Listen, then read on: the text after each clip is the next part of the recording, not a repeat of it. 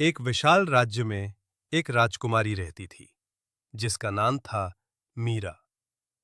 वो इतनी खूबसूरत थी और उसकी सफेद काया इतनी चमकदार थी जो हर किसी को उसका दीवाना बना देती थी। मीरा को नृत्य करने का बहुत शौक था।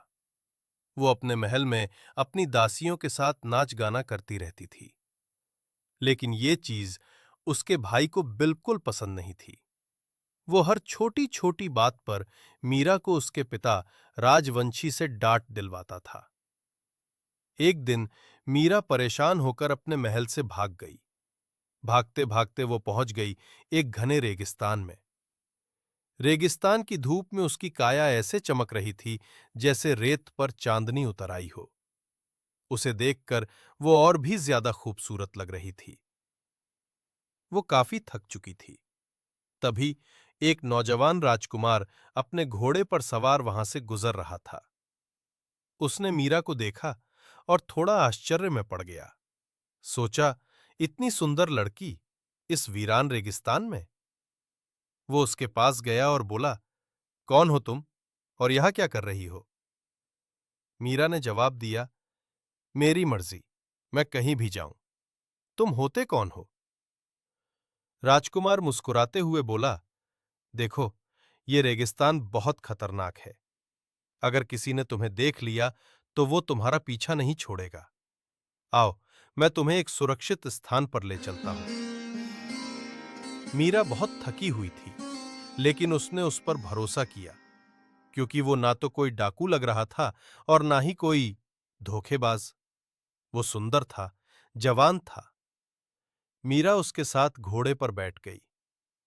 राजकुमार ने रेगिस्तान में इतनी तेजी से घोड़ा दौड़ाया कि पलक झपकते ही वो दोनों एक विशाल महल के सामने पहुंच गए। राजकुमार बोला, यही है मेरा महल। वो दोनों अंदर गए। मीरा ने वहां एक अजीब चीज देखी। पूरा महल खाली पड़ा था। मीरा ने पूछा, क्या तुम अकेले रहते हो यहां? राजकुमार बोला, हां, लेकिन अब तुम भी मेरे साथ रहो। इतना सुनते ही मीरा थोड़ी चौंकी और बोली, क्या? मैं समझी नहीं। राजकुमार बोला, मुझसे विवाह करोगी? मीरा डर गई और बोली, मैं तुम्हें जानती भी नहीं हूं। लेकिन उस राजकुमार में कुछ खास था। मीरा उसे मना नहीं कर पाई। वो बोली, मुझे थोड़ा समय चाहिए। राजकुमार बोला, क्यों नहीं? मीरा एक कमरे में चली गई। रात का समय था। मीरा अपने कमरे में सो रही थी। ठंडी हवाएं चल रही थीं। पूरा रेगिस्तान जैसे थम गया था। थोड़ी सी दूर राजकुमार मीरा को देख रहा था, जैसे उसके मन में कोई लालच या गुस्सा हो। मीरा की आंख खुलने से पहले ही राजकुमार वहां से चला गया।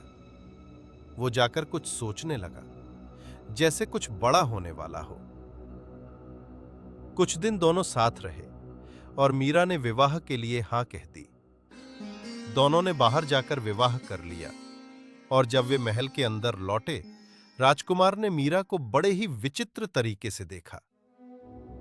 कुछ ही पलों में पूरा महल रेगिस्तान की मिट्टी में समा गया। न मीरा का कुछ पता चला, न उस राजकुमार का।